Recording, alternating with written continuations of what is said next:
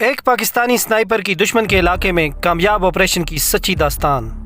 کہانی کی طرف بڑھنے سے پہلے آپ سے گزارش ہے کہ اگر آپ ہمارے چینل پر نئے ہیں تو ہمارے چینل کو سبسکرائب کیجئے، ہماری اس ویڈیو کو لائک کرتے ہوئے بیل آئیکن دبانا مت بھولیے گا تاکہ ہماری نئے آنے والی ویڈیوز کا نوٹیفیکیشن آپ کو بر وقت مل سکے۔ تو چلیے چلتے ہیں آج کی کہانی کی طرف۔ ہفتے کی صبح سویرے سویرے ہی ہمارا قافلہ شیوا گاؤں کی طرف روانہ ہوا۔ 5 بڑی بسوں کے علاوہ 2 ویگنیں اور 4 کاریں بھی تھیں۔ 3 بسوں میں عورتیں سوار تھیں۔ نوجوان لڑکے بسوں کی چھتوں پر بیٹھے بیٹھے ڈھول کی تھاپ اور شہنائی کی سریلی آواز پر تھرک رہے تھے۔ لڑکیوں کی بسوں میں بھی ڈھولک کی آواز کے ساتھ نوجوان لڑکیوں کی تالیوں کی آوازیں ایک تسلسل سے سنائی دے رہی تھیں۔ کچھ سریلی اور کچھ بے سری آوازیں بھی گیتوں کی شکل میں بلند ہو رہی تھیں۔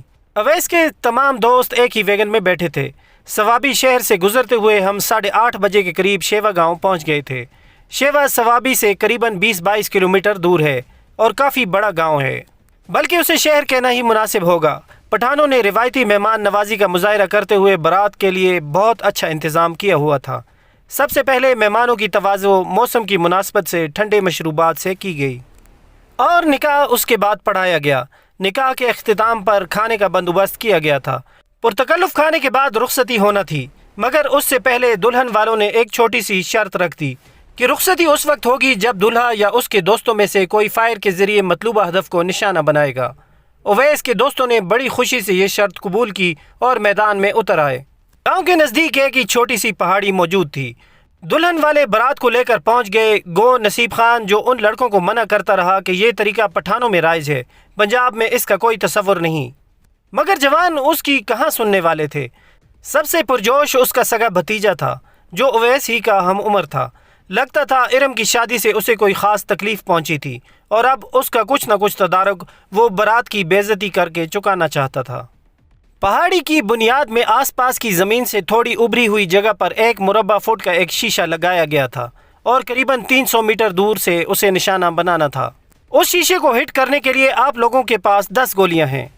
رحمت خان نے فخری انداز میں ایک کلاشنکوف دولہا کی طرف بڑھائی۔ آپ خود فائر کرنا چاہیں یا آپ کا کوئی دوست اپنی مہارت کا ثبوت دینا چاہے، یہ آپ پر منحصر ہے، لیکن اگر 10 گولیوں میں نشانہ نہ بنا سکے تو پھر دلہن لینے کے لیے آپ کو کل آنا پڑے گا، اور یہ ہماری روایت ہے۔ نہیں، یہ روایت ہمارے پنجابی بھائیوں پر لاگو نہیں ہوتی۔ نصیب خان نے جلدی سے اپنے بھتیجے کی تردید کی۔ چچا جان، روایت تو روایت ہوتی ہے اور لڑکے والوں کے لیے لڑکی کے خاندان کی روایت کا پاس کرنا ضروری ہوتا ہے۔ اویس کا والد جلدی سے بولا، ہاں مگر کوئی ایسی روایت ہو جس پر عمل بھی کیا جا سکے۔ ہمارے جوان ہتھیاروں سے ذرا دور ہی رہتے ہیں، حالانکہ ہتھیار مرد کا زیور ہیں۔ یقین مانو اگر میں اپنے گاؤں کی کوئی لڑکی بلا لوں تو 10 گولیوں میں تو وہ بھی اس شیشے کا نشانہ بنا لے گی۔ رحمت خان، غلط بات، مہمانوں سے ایسے بات نہیں کرتے۔ نصیب خان نے اپنے بھتیجے کو ڈانٹا۔ چچا جان، مردوں سے مردانگی کی توقع ہی کی جا سکتی ہے۔ رحمت خان نے نصیب خان کی بات کو درخور اتنا نہیں سمجھا تھا۔ اویس نے بے بسی سے دائیں بائیں دیکھا۔ میں جانتا تھا کہ وہ فائر کی ابجد سے بھی واقف نہیں ہے۔ ہمارے باقی دوست بھی اس معاملے میں کورے تھے، لیکن رحمت خان کی بات ایسی نہیں تھی کہ ہمیں غصہ نہ آتا۔ اویس نے سر جھٹکتے ہوئے کلاشنکوف پکڑی، نشانہ لگانے کی جگہ کی طرف بڑھا۔ 1 منٹ اویس، میں اسے رکنے کا اشارہ کر کے رحمت خان کی طرف متوجہ ہوا۔ رحمت خان، کیا اچھی نشانہ بازی کا مظاہرہ ہی مردانگی کی علامت ہے؟ اس نے استہزائی انداز میں کہا۔ ہمارے ہاں تو ہے۔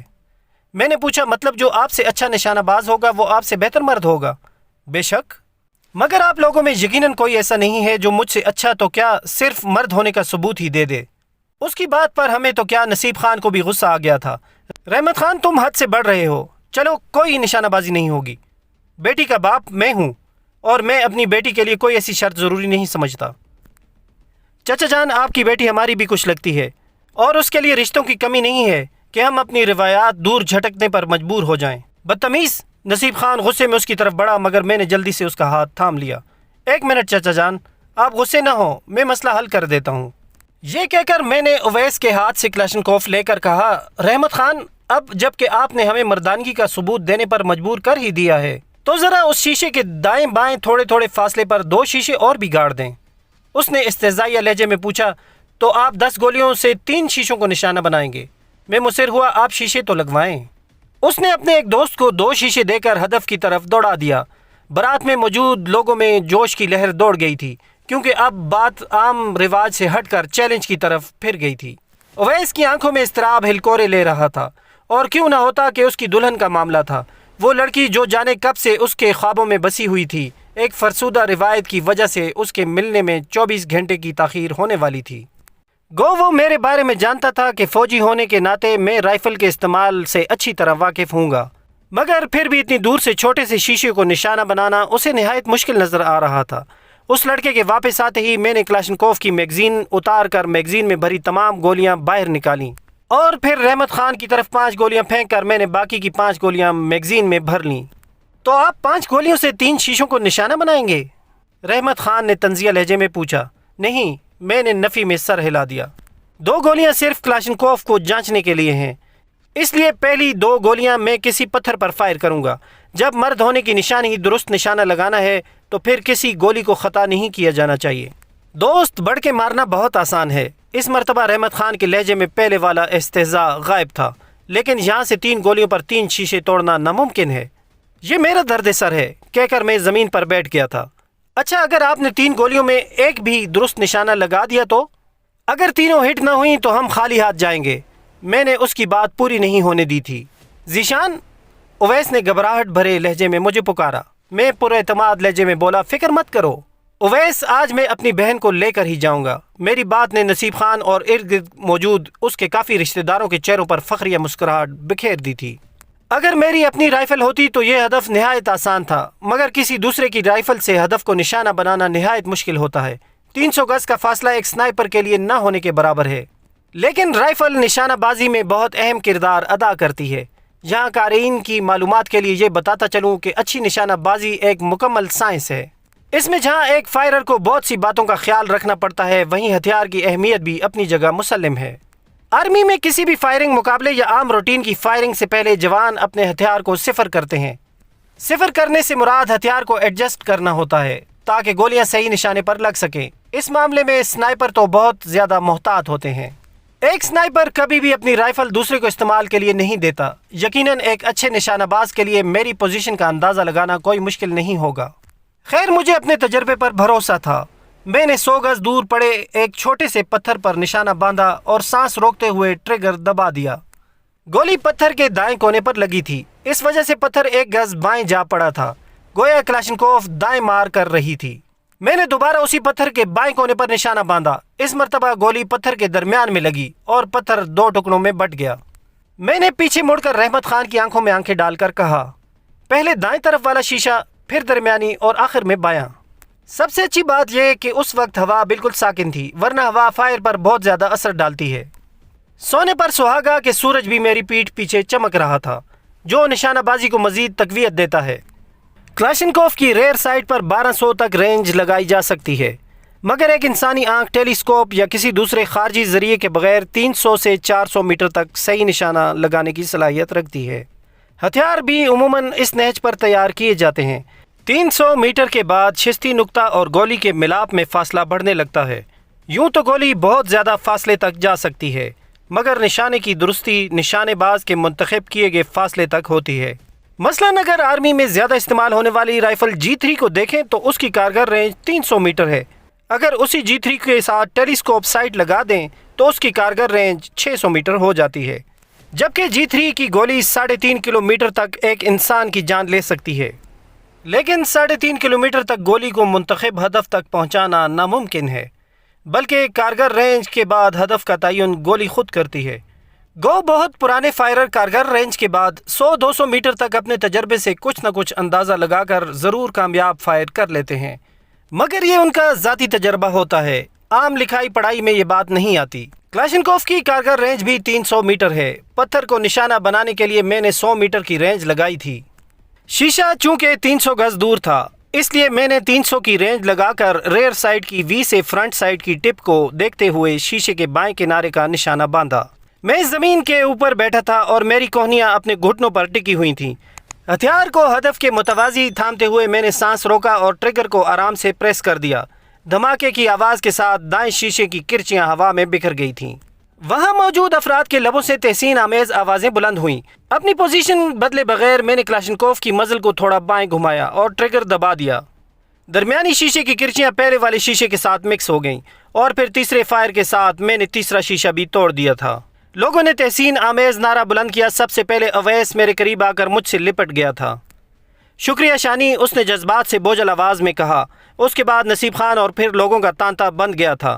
اچھا نشانہ باز پٹھانوں کے لیے ہیرو کی مانند ہوتا ہے، کیونکہ ہتھیار سے پٹھان کی محبت اس کے خون میں شامل ہے۔ رحمت خان نے بھی پھیکے دل سے میری تعریف کی تھی۔ وہ مجھ سے مرعوب تو ہو گیا تھا، مگر اس کے ساتھ اس کی آنکھوں میں میرے لیے نفرت کا پیغام بھی صاف پڑھا جا سکتا تھا۔ خیر مجھے اس سے کچھ لینا دینا تو تھا نہیں کہ میں اس کی نفرت یا محبت کو خاطر میں لاتا۔ گو اسے کہنے کے لیے میرے پاس کافی ذخیرہ الفاظ موجود تھا، مگر اس کے منہ پر تھپڑ مارنے کے لیے میری نشانہ بازی کا عملی مظاہرہ ہی کافی رہا تھا۔ ایک صاحب نے نزدیک آ کر میری پیٹھ تھپ تھپاتے ہوئے کہا، بھائی صاحب، آج تو آپ نے یوسف خان کی طرح لڑکی والوں کی منہ مانگی شرط پوری کی ہے۔ مجھے یوسف خان کی کہانی کا تو علم نہیں تھا، مگر میں نے ہنس کر اس کا شکریہ ضرور ادا کر دیا تھا۔ دلہن کو اس کی رشتہ دار عورتیں پکڑ کر باہر لائیں اور کار میں بٹھانے لگیں۔ دوسری عورتیں اور مرد بھی بسوں وغیرہ میں بیٹھنے لگ گئے تھے۔ میں اپنی ویگن کی طرف بڑھنے ہی لگا تھا کہ اچانک مجھے اپنے کندھے پر کسی کے ہاتھ کا دباؤ محسوس ہوا۔ میں نے مڑ کر دیکھا، ایک عمر رسیدہ بزرگ کھڑے تھے۔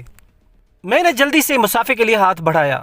مجھے اندازہ تھا کہ وہ میری نشانہ بازی پر مجھے سراہنے والا کوئی ہوگا، کیونکہ کافی انجان آدمیوں نے بڑی محبت اور چاہت سے میری پیٹھ تھپکنے کے ساتھ مجھ سے بڑی چاہت سے معانقہ بھی کیا تھا۔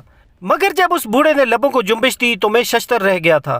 بیٹا، بہت مایوس کیا آپ نے، اس نے افسوس بھرے انداز میں سر ہلایا۔ وہ کیسے بزرگوں؟ میرے لہجے میں حیرانی کے ساتھ طنز کی بھی آمیزش تھی۔ وہ مدبرانہ لہجے میں گویا ہوا، بیٹا، جسے آپ اپنے تئیں کارنامہ سمجھ رہے ہو، میرے نزدیک ایک نو آموز کی درمیانہ درجے کی کارروائی ہے۔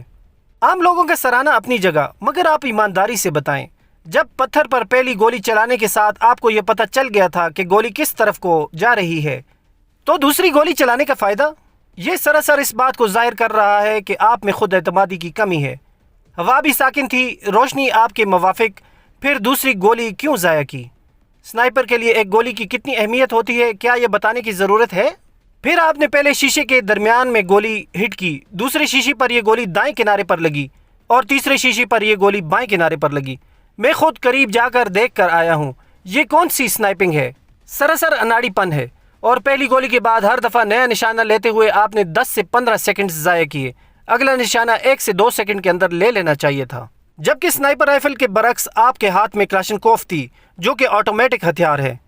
اس بوڑھے کی باتوں نے مجھے ایک دم احساس دلا دیا کہ میں کسی اہل فن کے سامنے کھڑا ہوں۔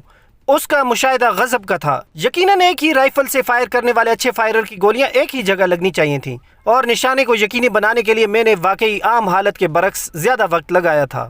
میں نے خفیف لہجے میں جواب دیا، آپ بالکل ٹھیک کہہ رہے ہیں سر۔ وہ کیا کہتے ہیں، اندھوں میں کانا راجا، تو بس وہی مثال مجھ پر فٹ بیٹھتی ہے۔ مجھے کیا معلوم تھا کوئی استاد یہاں موجود ہے، اگر پتہ ہوتا تو ضرور احتیاط کرتا۔ گو اس کے بعد بھی آپ میری غلطیاں ڈھونڈ لیتے، مگر یہ یقینی بات ہے کہ ایسی صورت میں غلطیوں کی تعداد میں تھوڑی کمی ضرور ہوتی۔ بیٹا، ہمیشہ یاد رکھو، ایک سنائپر کے لیے ضروری ہے کہ جب بھی ٹریگر پریس کرے یہ سوچ کر کرے کہ اس کے پاس آخری گولی ہے، جو نشانے پر لگنے کی صورت ہی میں اس کا مشن پائے تکمیل تک پہنچ سکتا ہے۔